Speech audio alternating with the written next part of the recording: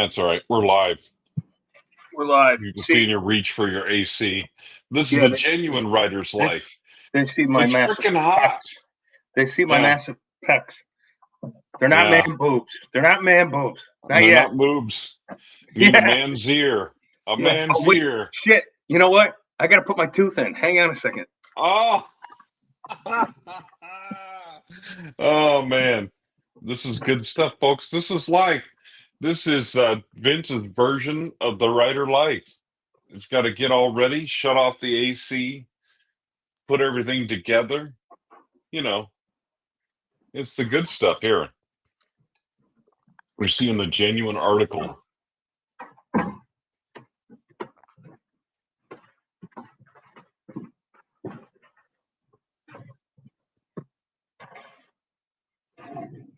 There you go. So much better. Look at that. Now you're actually handsome. You don't look like you're from Kentucky. No offense to all our fans from Kentucky. No offense to all of our many. Yeah, they're like, fuck them guys. They ain't got nothing on us. Fuck them. Like, fuck oh them. man, that's funny, man. All right, now I got the new glasses on. I got the Chase Baker hat. Chase Baker hat, man. That's the stuff right there. Yes, it is. Got a True Pulp mug on the way. Like I need another mug, like a hole in the head. But you know. Yep. Anyway, we our kicks. Welcome to Rise Life by everybody. Yeah. Our True Pulp Kickstarter finished, and we ended up at like 250% funded or something like that. Yeah, we ended up at 24.25, which was pretty good. Yeah, it's really good. And we had nobody dropped out. The beauty was everybody fulfilled their pledge. You know, everybody paid their pledge. Yep. And we're starting to fulfill things right now. There's a couple of hiccups. I got to get the hardcover proof approved, but it's going to be a slick, nice, really nice hardcover. Yes. So we'll be sending those out soon. Paperbacks will go out soon. Sent out mugs already. That one was easy. So that one's done. So yeah, I mean, and the ebooks went out already. It's good stuff.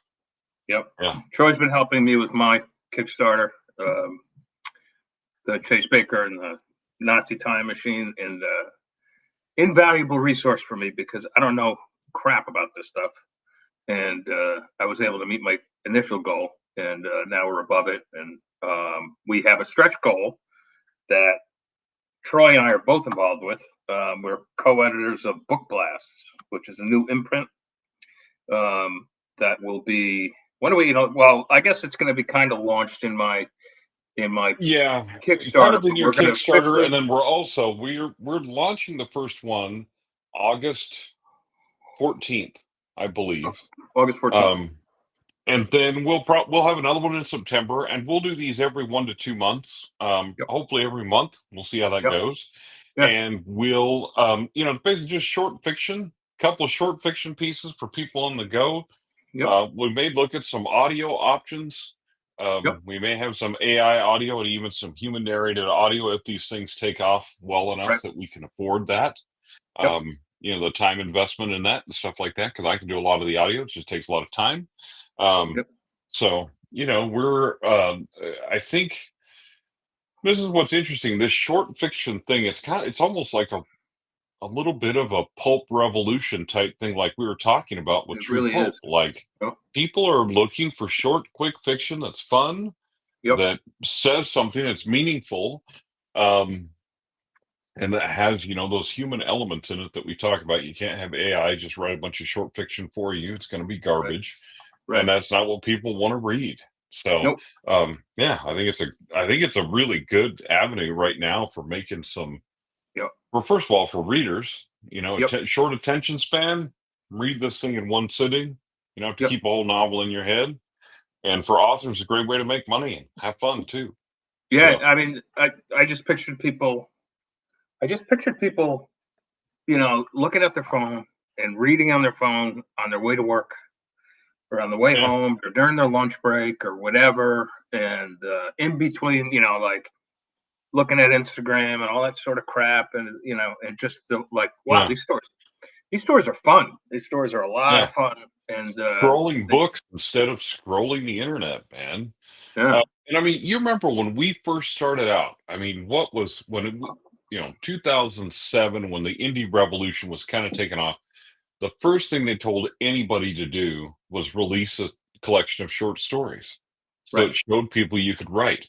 And we yeah, all did it. I mean, yep. Hugh Howey, I did it. Alan Lebrone did it. Heath Lawrence did it. I mean, God, all Alan, these guys that, yeah, Alan, man, freaking brilliant writer. I wish he was writing more great, still, you know? and a Um, good guy, and Heath too. Yep. yeah, solid guy. Yeah, so I mean, these guys that we kicked around with at the beginning of this whole thing 20, almost 20 damn years ago now. Yeah. That's what we were doing was writing short fiction, and it worked, and we made money, and it was Hmm. fun. And I'm like, I mean, and there were, man, talk about, there were online magazine opportunities. There were so many places you could publish short stuff. And a lot of that has gone away, but I think that it may be making a comeback. It may be time for Yeah. that stuff to come back around again. Yep. Um, Yep. so we'll see. That's interesting because I started in 1999 with a major publisher, with Delacorp, and I did two books Yeah, with them. I did two books with them that nobody bought. So then I was on pause for a few years until I got the rights back and started back in, with that Stonegate or whatever. yeah, Everybody knows my story by now. yeah, But prior to that, I was like, "Fuck it, I'm going to go back to writing short stories." yeah, And I was publishing all these short stories online. Same thing, yeah. And yeah. some of those short stories still are selling today. Yeah, exactly. Well, yeah, I tell people like I did. So I edited for a publisher that paid me and they paid me upfront to edit, and then they paid me royalties on the books as well. And Yep. then I have one book that's still published with them that's part of a long series, right? And my book is just one of that series.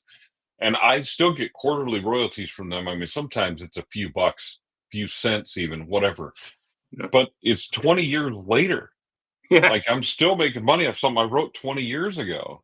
I Yep. mean, that's not a terrible well, okay, no, that's like 10 years ago, 10, 12 years ago that stuff was, Still, but it's a still, a good amount of time. decade later, that's Yep. still pumping out at least a few cents here and there.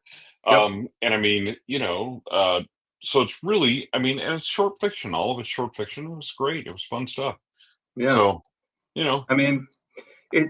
People don't realize it. I mean, if you have an indie imprint to go, even if you're like, I still want to publish traditionally, great, great. But mhm, if you look at if you build a tremendous library um, in your independent imprint, mhm, and you just happen to go through the online spreadsheet, and you'll be amazed at the money you actually are making. And you just mhm, because when you look at it from a microscopic level, you're like, ah, well, this isn't doing much for me. But when you look at it from 30,000, 60,000 feet, you're like, holy crap, this is lucrative. And, yeah. you know, Well, yeah, and lucrative for a long time to come. I mean, I think that's yeah, partly what these book blasts are, is an opportunity for us to throw stuff out there yeah, that will last. But I mean, the initial launch, that's what, pays for it, pays for what you're doing. And then after that, everything is gravy and it just supplements what you're doing with novels. It doesn't replace right, it, right, but hey, extra work out there and extra fun, right, and extra money. right, Can't lose with that. right. I Hard to lose thought with that. it just came to me. I was like, let's do this. I'll be really interested to see if Troy would be interested in creating this thing called Book Blast, where we can publish the stories on our own as Mhm, well in our own under our own imprints. But then we'll come together once a month and just choose our whatever theme we're working on, and I'll put out like I'll do a short story and maybe like a novelette, and you'll do the same, and we'll put those out too. And more income and more fun, for everybody. Yeah. And we can do, I mean, there's so many things we can do once a year or once every 6 months or whatever, and put a big old thing Sure. together and Big book. whatever. Even throw a Kickstarter on Yep. there and have a limited edition that people can have that has all of those in there. We're definitely going to Whatever do the that. case may be. Yeah. And hey, it's all of that Yeah. is first of all, it's an opportunity for readers, for people who are readers, to get Yep. their hands on some cool stuff and some good fiction. And it's an opportunity for us to make a few bucks, work together, and have fun.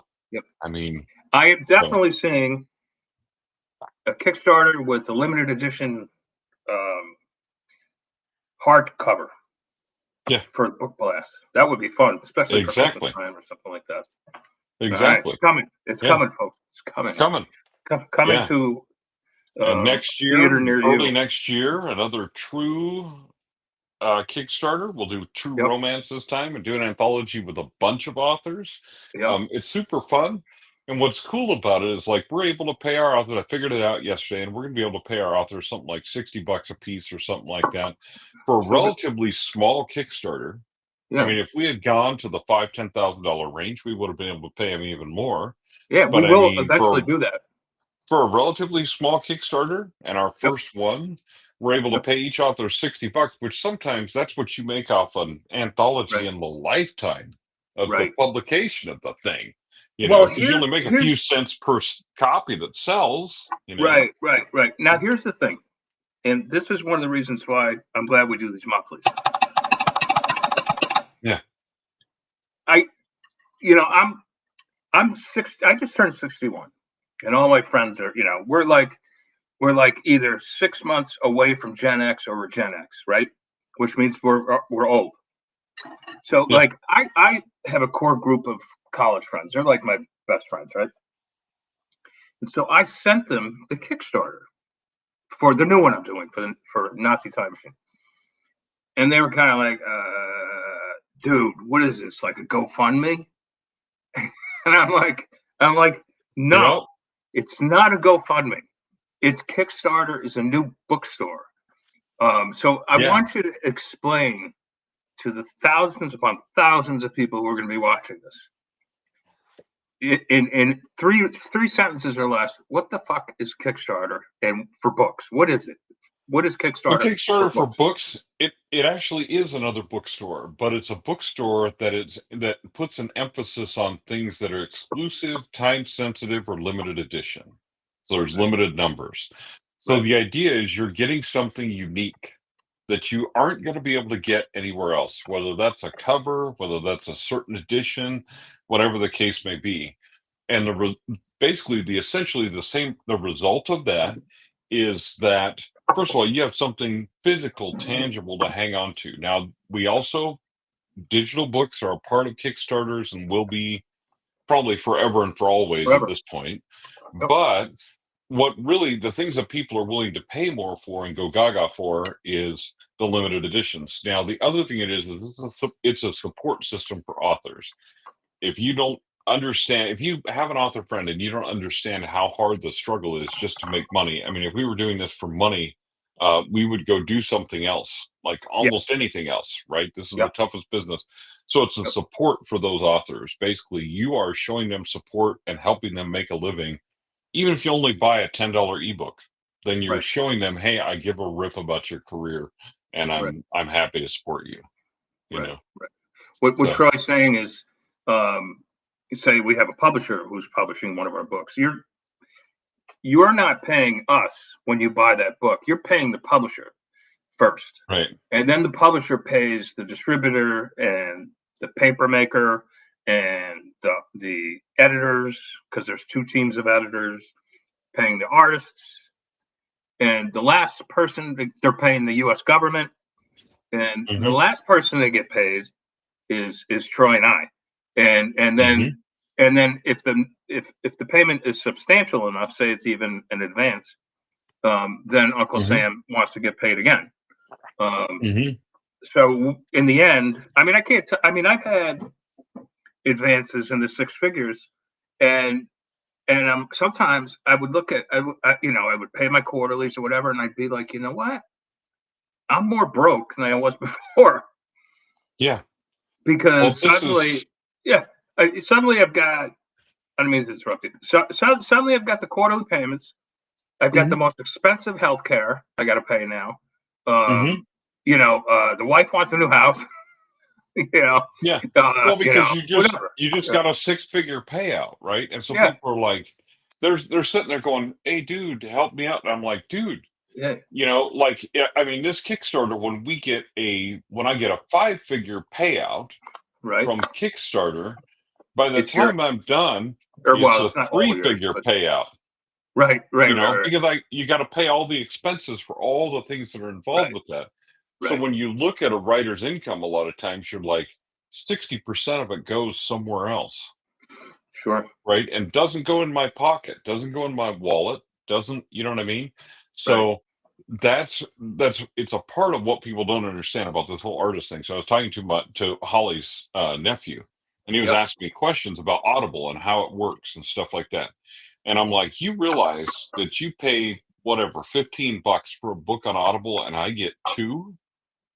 Yeah. Audible's the And he's worst. like, "What?" Yeah, He's yeah. like, and I'm like, "Dude, by the time they sort through everything, Audible is the absolute worst place you can stream my short audio on Spotify, and I get paid more than I do from Audible. Yep, Audible yep. is it's a ripoff for authors, but I said it's also a ripoff for you as readers. I go, you get that token thing, and you get Right. that one book a month or whatever. But I'm like, you Yep. could buy four books over on Chirp for the Sure. exact same price." Yep. So I'm like, Yep. it's not good for either one of us. But since people don't know how it works, they're like, I'm so excited. I paid $15 for your audiobook on Audible. And I'm like, great, man. I got two. Yeah. Yeah, You didn't exactly. even buy me a coffee, The man. problem is you get a guy like me, and it's so easy to set your Mm-hmm. book up on Audible. I mean, I can do it. Uh-huh. I can literally do it on my cell phone. If I want to do the AI version, for instance, I can literally do it while I'm in the bathroom. Mm-hmm. It's Yeah. that easy, and so I fall for the trap every time, and I'm like, fuck it, I'm Yeah. just gonna, I'm The gonna do the this. well, that's the thing about AI Audible is there is an audience for it, but it's smaller than the audience for the human narrated ones. And I've talked to tons of people that I know that do audiobooks and are like, oh, I hate those AI narrated ones, right? Right. They go, I can always tell right away. And I'm like, even the best of them, you can tell Mm, that it's AI narrated, right? sure. So I'm like, there's an audience of people that like that AI narrated. And that audience is getting bigger as people get Right. used to it, stuff like Right. that, right? But to create a human narrated audiobook is going to cost you $3,000, right? Right. For Right. any decent sized novel, $3,000 to $6,000 for to create an audiobook. Okay, Right. which means if I'm getting $2 per audiobook off of Oh, Audible, how right. many audiobooks do I have to sell to break even? Well, I Right. need 1,500 sales to so I'm not losing money. Right. Right. Right. Not so And I'm making money, yep. you know? Which is why, and this might be a leap, but this is, while everybody else is so afraid of AI, taking our jobs as fiction authors, which it's not going to. Um, No. but what a tool it's been so far. What a money saving tool. And Oh, it's like my yeah. my my new my brand new assistant is my buddies Chat and Grok, and Uh-huh. boy do they do a great job. I mean, like I'm at a stage, I'm at a stage in a, a, a brand new novel I'm writing, Alligator Alcatraz, Oh, yeah. Alligator Alcatraz, everybody, and um, Chat's already done a preliminary cover for me. Everybody's like, "This is great," it's awesome. Yeah. And then I'll Oh, hand yeah. it over to a real artist, and they'll, based on that, based on what Yeah. the chat came up with, they'll, Oh, they'll yeah. do a really, really, really good That's cover. that's the thing of chat can give you a cover concept that there's no way I could describe what I wanted to an artist and have them actually reproduce it, but I can Right, create it on Chat GPT and hand it to the other artist and say, I want it similar to this. This is my concept. This is my idea. and have them create it. But there's tons of other automations that I have running in the background. Like ChatGPT is really good at data, right? Mm-hmm. So I built a tool that once I'm completed, once I've written a book, I literally put the draft into a form that I've created on my website. Wow. And 10 minutes later, I get an email that says my metadata for that book is ready. And I have all the BISAC categories, all the keywords, all Yep. the Amazon categories, and I have a long summary, Yep. a blurb for retailers, a back of Yep. the book blurb. I've Yep. got all that stuff. And how I created it was push submit on a form Yep. that has the Yep. cover and the book manuscript in it, and Yep. everything's created for me. And Yep. yes, I have to go through and edit that and make sure it's good and stuff like that, right? But Sure. I have AI create a video script for me so I can Yep. create a book trailer. Yep. And like, yes, I have to massage that. It's not perfect, but it drafts all that stuff for me. I mean, Right. it's brilliant, brilliant. Yep. And It's a it great saves tool you for that. hours. What would Mm-hmm. take me a couple hours before takes me 4 minutes Yep. to It create. really is. You know? I'm finishing up another one now, which will probably, I'm reading through it, and it'll probably go in our book blast. But I'll run it through Grammarly, and you can get it between 95 and 100% correct. Like, Mhm. not only is it instantaneous. I mean, you still have to go through it, whatever. But Well, yeah. but but it's saving me thousands upon thousands of dollars that I used to spend Mhm. on a copy editor. Yeah. Um, Pro I have writing aid, you know, pro writing pro aid. writing aid. You can download your book, and if you want a deb edit, they'll give you a deb edit. Yeah. I don't know It's how good it not is, but I haven't done well, that. But okay. So the thing is, here's the thing. It's not perfect. It's not a perfect dev edit. And the basic thing that I tell people is this. It's very helpful for people like you and me who have years of experience, right, right? But if you're a new author, God help you, what you're going to do is go through and fix every problem that every Pro Writing hole. Aid or AutoCrit or whatever give you, right? And when Right, you do that, you're going to edit the story right out of your story right. because you don't know what to do with it. So Yep, the need for human editors is still there yep. because there are people who don't know what they're doing, Right, and if you don't know what you're doing, you don't know what to do with the advice that right, Grammarly and Pro Writing Aid both make mistakes. Neither one of them is correct. So if you go through right. and just accept everything that they suggest with both those programs, Yep. you're going to have a horrible book. People are going to be like, "What in the world is this?" It's garbage because Right. you have to go through every change and check them and make sure Yes, that this you is do. actually what you want to do. Yes, you do. However, if you know what you're doing and you're an experienced author, like you can get some really great results from that. Right. But just you know what I mean? Like so different new authors don't just go out there and get yourself Grammarly and Pro Writing Aid and AI a cover and think, man, I'm good to go and zip that baby up on Amazon because you're gonna Yep. have some struggles. You're Right. gonna have some problems. But But here's the if you thing, know what you're ladies. doing, Right. I Right. mean, you know, Yep. Yep. Oh, it's if you know what you're doing, if you're at our stage, holy crap, what a tool. But yeah. here's the thing, ladies and gentlemen. Even though the AI is fallible, I could go all the way back to 1999 and my first novel, and the mistakes the dev editors and the copy editors made on that manuscript are unforgivable. Um, Hmm. and this is pre-AI, obviously, and even up until 2016, I'm not going to mention the publisher; they're gone now. Um, Hmm. but they had some pretty big authors with them, and I'm at a reading, and I'm reading from the hardcover, and so many like all I'm reading is copy edit mistakes, Hmm. and the publisher happened to be there that night, and I like hand him the book. I'm like, you got to redo this. This is a mess. Like it was all I could do to like get through the chapter and get off stage, and because I was so pissed Hmm. off. And our relationship kind of like went from that point on. Hmm. But I in that case, Grammarly's better.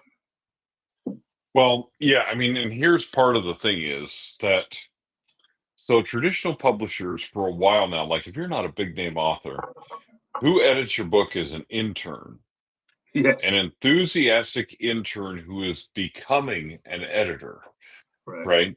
Well, so the problem is that isn't going to give you the very best results for your book. So you're going to have we're finding mistakes in fact, it's really interesting. There's been news stories about a couple of them where there were traditional publishers that say they don't accept AI, and as people are reading through the book, an AI prompt is in the book because not only did somebody use AI to create that part of the book, but the copy editor, the supposed copy editor that edited that, did not catch it and left a prompt in the book.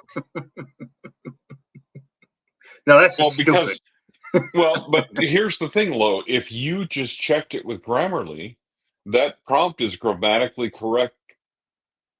It's a grammatically correct prompt. It's a sentence. It Right. just leaves it in there because why would it change it, right? Right. So Exactly. this is where the human intervention, like if you think human intervention is not needed in these things, my Yep. God, look at what is happening with some of them, Yes. Don't right? be lazy, folks. I mean, So if you're going to use don't these be tools, lazy you got to and know go what through you're it. getting. Yeah. Well, and know what you're getting with it when you get an editor from a publisher. Understand what you're getting. So how much Right. responsibility falls on you to go through that last proof and make sure they didn't do anything stupid. Right. Right. Because yeah. Yep. I've been bitten more than once, because once, Mhm. especially by the traditional publishers, because once I get the final proof back or whatever, like the last thing in the world I feel like doing is reading through that puppy the Yeah. hundredth time. You know. Yeah. Oh yeah. Wait till You know. you're I mean, I had these ones I wrote a series with another author. So I would see the book, like I'd see my book probably four times. When I his book, when I would edit that, I'd see it like six times. And then we Right. had audio done, and you have to listen to the audio to proof that. Right. Dude, by the time I was done with that, I'm like, I hate every one of these books. I hate them all. No, that sounds good. I don't want to hear it ever again. Don't tell me Right. you read it because I don't want to read it, you Yeah. know? Yeah. Um, Well, and so I mean and this is part of the writer's life. I mean, this is just the right. deal. Like, hey, sometimes, man, you know, we just have to do all these repetitive things and it's really annoying. Okay, Yep. you Yep. know, People don't such it realize that. They is. think it's so glamorous, but yeah, Oh there's yeah. a lot of repetitive nonsense. And Yeah. like I was saying to Troy in the green room, um, I used to sometimes I feel like I used to be a writer, and now like I have like so many other duties, like this Hmm. podcast, or the Kickstarters that we're doing and promo and Hmm. all that sort of stuff. And then, but every time I turn on the television, which this is my television now, right? My streaming services, YouTube, whatever. Um, who do I see? If I see this guy, Yeah. you are on. How many podcasts do you do per week? You don't even have your own because you don't need it.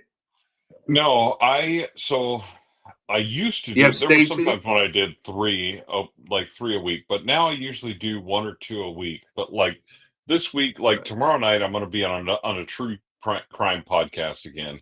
I've gotten to the Yep. point where I'm on not only book podcasts, but like true crime stuff, things like that. So like, what do you think of this story? And I tell Right. them, and all that Yep. kind of stuff. So, That's kind of awesome. you know, yeah, I mean, I like it. It's fun, but I mean, you're right in that part of it is like there are times when I'm like, man, what I'd really like to do is just spend all day writing. That'd be Right. cool. Right. Right. And like those days are just long gone. But uh, I mean, I really like being out there and teaching. I am teaching at two conferences this weekend, Yeah. online ones, but Yeah. one You of them's mentioned that. pre-recorded. One of them's pre-recorded, so I don't have to show up. I mean, I'll Now, show up in the comments what or do you whatever. teach? I mean, obviously you teach writing, but I mean, what specifically do you focus on? So, man, typically I teach craft, like stuff about Okay. plotting and planning and story structure, essentially. Because even if you don't people that tell me they don't outline ever, I'm like, first of all, you're a liar. And second of Right. all, the truth is you plan in other ways. So you plan your Right. fiction, and you also, if you write by the seat of your pants by this time in your career, it's because you have a very deep understanding of story structure and how it works, Right. right? But when people are first starting out, they have no understanding of that. And so they go to a movie and they say, that was terrible. And I say, why? And they don't know. And I'm like, well, I can tell you why it was bad. I Yep. can break it down exactly for you why it was bad because I've studied story structure. So I teach people that, like, Right. how do you understand that? But I also end up teaching about the business of writing sometimes. Like this weekend, I'm talking about how to stand out in the age of AI. And I mean, basically, my premise is you act like a human. Um, Right. Right. and if you don't know how to Uh, do that anymore, here's some resources so that you can go learn how to act like a human again in the age right. of AI. You Right. know, um, Here's so here's a little secret, folks, for a successful movie.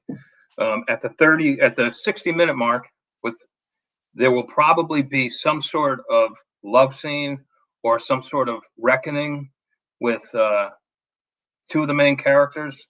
hmm Even if it's just Lassie comes home and they hug, hmm then there's 30 minutes left in the movie. You can mark your clock by it. You can You mark your used to clock be by able it. to. Now with modern movies, they're much longer, and they throw in extra Oh, scenes, do they? like Okay. the stair scene in John Wick 4, which could have been cut I haven't seen entirely. any of the John But Wicks anyway, yet. anyway, uh, but oh well, yeah, because I talk to people about that all the time. Like, here's the deal: buddy cop films like Rush Hour, Lethal Weapon, all that. It's a Yep. romance. If you Right. take the romancing the beat story structure and overlay a thriller over it, it fits perfectly if there's a buddy cop deal. Because the Okay. partners at first they don't like each other, they want to be Oh, apart, that's they really separate each interesting. other, Yes. then they want to get back together, and at the end they're just happy to work together. They're think Right. through Rush Hour. Right. You know, Yep. do Yep. you understand the words coming out of my mouth? To Yep. hey man, I always wanted to go see Madison Square Garden. They're on the plane, Yeah. taking Yeah. off, going together, right? Right. Right. That's it's a romance, dude. It's Right. a romance, right? Whereas space operas are westerns. Yeah, exactly. And if you start to break them down that way, you understand that there's just certain underlying story structures that underlie everything. And Right. if you write a book and it doesn't resonate with any of those story structures, like for instance, Christopher Nolan and the movie Oppenheimer, Right. which did not fit any story structure and was therefore one of the most terrible movies I've ever seen. Right? I mean, I it's liked just it. I don't. Oh, what is wrong with you? Yeah, but Anyway, I drank like 6 beers while I was watching it. So that's maybe that helped. probably it because it was like 3 hours long. The problem was, like, tell me what that movie was about. What was it I have about? no Was it a clue biopic? I have no clue other than they made a bomb. Yeah, Da da da ba ba exactly. ba da da da da. It it it wasn't a biopic. It wasn't a war movie. It wasn't a historical movie. No. It didn't satisfy any of those things. So anyway, that's why I think it's terrible. But anyway, and Christopher Nolan should have, maybe consulted with me. Give me a call, Chris. I'll help you out. But anyway, but you know Yep. what I mean? Like there's Hi, Troy. It's Christopher Nolan. If I send you a plane ticket, will you come to LA? yes, Yeah, that's gonna maybe. happen very soon. Very soon. But You anyway, never know. so yeah, but that's some of what I teach, and it's really just like I say, it's just an extension of what I do with my life. I just teach people because I'm very open about like pretty much Right. everything. Like you want to ask me about the business stuff, I'm just going to tell you straight because it's easier. I'm going to tell you, hey man, most of the people that tell you they're a six-figure author, it's BS because that's their gross. That's the But gross. their net, they might as well be a school teacher. So Yep. just, you know what I mean? Yep. Like Hey, just I tell it. let's be real. Let's be I tell real. everybody. Everybody asks me. They're like, so what do you make, man? Like, what's your take home? I'm like, well, first of all, there are years it's like goose egg, and then there's years I'm making more than my dad used to make, and then there's it kind of like Yeah. levels off, It, and then roller I said, coasters. so but if you average it out over the course of the past 26 years, I've made about, I'd say on average, about your average eighth grade math teacher, something like that. hmm Like Yep. about there, about Very around close. there. Yep, Very yep, close. yep. Yeah. And that's most of the I will tell people that most of the authors that I know, That is what their average is. And some of those authors that are like out there, they're publishing 16 books a year and they're Right. just hustling all the time. I see them on stage at a writers' conference and they're pale because they haven't seen the sun since 1987. Yeah. They weigh 300 pounds because they haven't moved from their chair Right. since And their backs don't 1987. work. Their Yeah. backs don't work. They're Yeah. hunched over Yep. all the Yep. Yep. time, Yep. and they can barely talk, Right. and they just, people come too close, they're like, because they haven't Yeah. seen people in a really long time, and they're Yeah. burnt Yeah. out and they're tired. But hey, they make lots of money. They live in a really big house. They only see one room in it, their office, but they live in a really big house. And I'm like, I'll pass. Yeah. Thanks. I'll Me too. pass. If that's Yep. success, I'll pass. Right. I'll The stick with old something people. Yeah. else. People will think, like, I mean, I put out a lot of material. You do too, but we do it because we do, not because we're forcing ourselves to do it. Because if I had Yeah. to force myself to do it, I wouldn't do it. That's just my normal output. Yeah.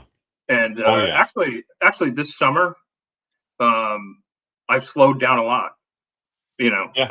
I'm lucky if I'm doing 1,000 words a day now. But for a while, I was putting out 2 to 3,000 words a day easily. But now I'm doing like 1,000 words a day. And you know what, guys? I don't care. I really don't care. Doesn't When it gets matter. done, when it gets done, it gets done. When it doesn't get done, it won't get done. But um, Yeah. I just it just is. It isn't anything that keeps me up at night. What would keep me up at night is if I was sitting there in front of the blank screen and like, holy shit, I can't. I don't know what to write. I don't know what to Yeah. write. That would scare me. Um, Yeah. but Well, it's as all they say, fiction is like a fart. If you have to force it, it's probably shit. So don't, wow. don't, That's no, don't, like don't, children, children, sorry, don't listen kids. to him. Sorry, Yeah, kids. this is yeah. Yeah. Don't force it, or it'll be a shark. I'm telling you. But you know what I mean? Like, You know what? we're If you not, said that on Stacy's podcast, she would put that up as the teaser. she might, but her daughter would probably, who edits it, would probably bleep me out at some point. There was one that got through, though. There's one of our podcasts where there's an F bomb, only one. She Okay. usually catches them out. But I said something and I flipped off the screen. I was going off on one of my rants, you know how I did. And I like said the I F love your bomb and rants. flipped off the screen. Mm-hmm. And her daughter didn't catch it. So it's where you see me Right. going off like, ah, and it's pretty funny. You But have to understand, like usually she's like, beep, beep, the one you thing, know. that has attracted Troy and I to collaborate so much often these past couple of years now, 3 years probably. If you say 5 years, I'd believe it because I can't Yeah. keep track of time. Is because we run a business. Even though we're writers, like we're running a business here, and we have bills to pay and responsibilities and things like that. And we have Yeah. when I started Bear Media, I took out a line of credit. I got to pay on that line of credit every month, because I needed some seed money. So this Yeah. is a business, Cash. Yeah. this is everything. Yeah. So when we're talking about making money, it's not because we're like trading in our art to make money. What we're doing, we're talking about our art is our business. So and, Yeah. and Troy and I Exactly. will do Yeah. anything, even rob banks, not to have a real job. So Yeah. Oh at man, this point, I'm telling you, we nobody would got hire like, us anyway because we're too old. yeah, that's what I told a friend of mine. Like, what would if I re-entered the workforce now? What would I Oh, do? what are you like? Like, You're what am like I 58. You're qualified to 57, do? 58, 55. All 55, right. Once you 55. hit 58, you're done. But still, yeah. Well, and I'm like, plus, like, what marketable skills do we Right. have? We don't. I mean, I'm like, well, I can make shit up, and it's kind of scary. So I could work for a political Right. campaign, kind of fiction writing on a Right. large Right. scale. Right. And by the way, I mean, you won't be called a writer anymore. You'll be called a content provider. Um, and oh and yeah, and content if you're working for creator. an advertising agency, Yeah. you will be working for an influencer. It's funny. The Yes. story I'm just finishing now. All it's about is a guy who's a writer in New York City, but he works for an advertiser, but he's like our age, in between our age. And it's no longer an advertising agency. It's an influencer, and they call themselves Tradefluence. And he is no longer a writer; he's a content creator, and he's working on the dog. He's literally working on the dog chow account because AI has taken all the other accounts. So he's bitching because his salary keeps getting less and less and less, and the writings. His boss is telling him the writing's on the wall, pal. Sorry, it doesn't mean I don't like it or you're not talented, but So he begins by saying like I'll soon be working at like the big box hardware store to pay the rent. Yeah. But that's not what the story's about. The plot is he loses his cell phone, and he goes insane. He goes insane because he can't find it, Yeah. and he's taking the train back upstate because he can't afford to live in the city, and he's convinced. He's convinced that somebody found it and stole it. He's convinced. What's he going to do without his cell phone, right? And I'm like, I love stories like that. So I just love human condition stories because how panicked Oh do people yeah. get when they lose their fucking phone? You get that like Oh yeah. I gotta have my phone. Yeah. Jitters, man. Addiction, man. It's worse Yep. than There cigarettes. is a phobia Like, for yeah. losing your phone now. It's called nobophobia. Look it up. Nobophobia. It should be no phone. It should be no Oh, phone phobia, but they call it nobophobia. Don't ask me why. yeah. Um, and I Yeah. was like, I gotta write a story about that. I like that stuff. Yeah. That's actually, yeah, and I totally Yeah. believe that. I mean, I'm like, man, you go in the bathroom to take a crap and There you is. like, if you forgot your phone, you go back and freaking get it before you go in Oh, the you do. bathroom. Remember, You're you'd like, bring a man, book in with you. Like yeah, humanity. books and Yeah, yeah. magazines. Now it's Yeah, like you gotta have your phone. no, it's scroll your In phone. fact, like You know, that's where I do half my social media correspondence is on the toilet. Um, Lately, Gutfeld has been he's been on this kick about like people who do YouTube videos. He's convinced they're doing them on the toilet. He's like, because look oh at his yeah, strained expression. Look, and like, oh yeah. he's like, he's I pushing had one a out for sure. I had a friend of mine on that was on Instagram and stuff like that. He had one channel on Instagram. I don't think he's doing it anymore, where he would take pictures of like his pants around his ankles, wherever he was shitting at the time. And so he had pictures of all these different bathrooms. You're always like, "What's that Yeah, tile? Which yeah, yeah, tile is yeah. that from? I know, and What hopper I is he know. in Well, it's now? funny because like You know? how many girls, guys do it too.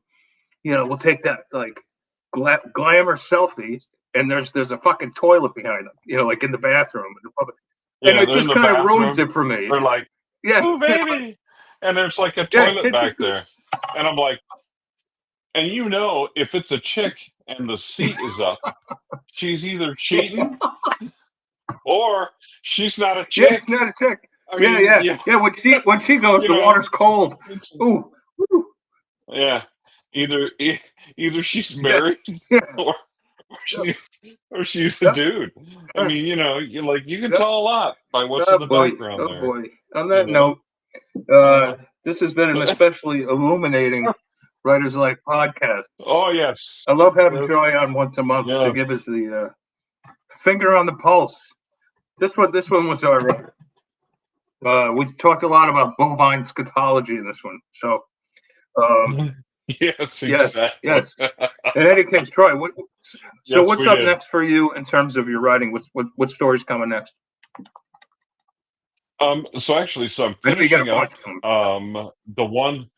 Yeah, I'm finishing up the one that's for our next book blast, but I'm going to put it out on its own too, and it's called "Just Here for the Awesome. Alibi," about a guy who has a digital alibi. Essentially, his alibi is all of his devices are at home. He's watching a Yep, movie. Like, who doesn't leave home without yep, their phone, yep, yep. right? And so he couldn't have possibly committed the murder. This But this anyway, except that, well, anyway, there's a All right, twist that to sounds that, awesome. but But this reminds me of a yeah. funny story, true story. This is either a true story that my buddy told me from Colorado, who I went to Providence College with. or it's like a meme or something like that. Or I'm not sure, but like